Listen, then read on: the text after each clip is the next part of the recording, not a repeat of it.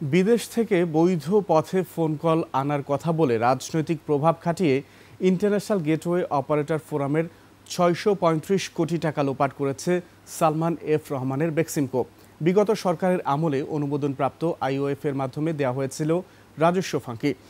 BTRC বলছে আইওএফ বাতিল করা গেলেও এখনও উদ্ধার করা সম্ভব হয়নি টাকা। আদিত্য মামুনের রিপোর্ট। বিদেশ থেকে বৈধ পথে ফোন কল আদান প্রদানের শৃঙ্খলা ও রাজস্ব বৃদ্ধির জন্য ২০১৫ সালে গঠিত হয় আন্তর্জাতিক গেটওয়ে অপারেটর ফোরাম। ৭টি দেশীয় অপারেটর আন্তর্জাতিক কল টার্মিনেট করার সুযোগ পায়। এসবের মাধ্যমে প্রতিদিন ১১০ মিলিয়ন বা ১১ কোটি মিনিট আন্তর্জাতিক কল আনা হতো। বিটিআরসির অভিযোগ, কল বন্টনে অনিয়ম ও প্রকৃত দর গোপন করে রাজস্ব থেকে বঞ্চিত করা হয়েছে সরকারকে। ইনকামিং কল রেটের রেভিনিউ শেয়ারিংয়ের রেট ছিল হচ্ছে 0.4 সেন্ট, কিন্তু মার্কেটে ওনারা আনতেন হচ্ছে 1 সেন্ট, 0.95 সেন্ট, এরকম ইয়েতে আনতেন।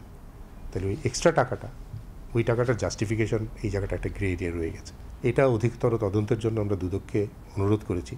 আইওএফ সিন্ডিকেট মার্কেট ডেভেলপমেন্টের জন্য ১০% অর্থ বরাদ্দ করলেও তা চলে যায় সালমান এফ রহমানের ব্যবসায়িক অ্যাকাউন্টে। আইওএফ এর অনুমোদন আর নবায়ন করা হবে না বলেও জানান তিনি। সেই চুক্তি অনুযায়ী তাদের একটা মার্কেট ডেভেলপমেন্ট এক্সপেন্স বলে 10%-এর একটা এক্সপেন্স থাকার কথা। আমরা যখন এর ভিতরে গেলাম যে এই টাকাটা হলো একটা কি, প্রায় ৬৩৫ কোটি টাকা এখানে জমা হয়েছিল। ৯৫% টাকা এখান থেকে একটা নির্দিষ্ট অ্যাকাউন্টে চলে গেছে, যেটা টেলিকমের অ্যাকাউন্ট না। ইচ্ছাকৃতভাবে রেভিনিউ লিকেজ করতেই এমন সিন্ডিকেট গঠন করা হয়েছিল বলে দাবি প্রধান উপদেষ্টার বিশেষ সহকারীর। যে বিটিআরসির এখানে একটা উদ্দেশ্যমূলক নিষ্ক্রিয়তা ছিল, রেভিনিউটা লিকেজ হতে দেওয়া হয়েছে। তারপর রেভিনিউ লিকেজ হচ্ছে এই যুক্তিটাকে সামনে এনে সেখানে একটা ফোরাম করা হয়েছে।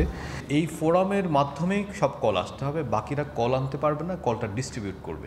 টাকা উদ্ধারে গঠিত টাস্ক ফোর্স শ্বেতপত্র প্রদান করলেই দ্রুত ব্যবস্থা নেওয়া হবে এই খাত নিয়ে।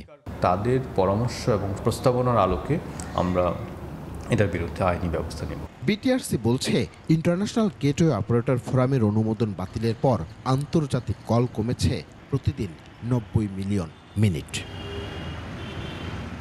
আদিত্য মামুন, ২১ টেলিভিশন, ঢাকা।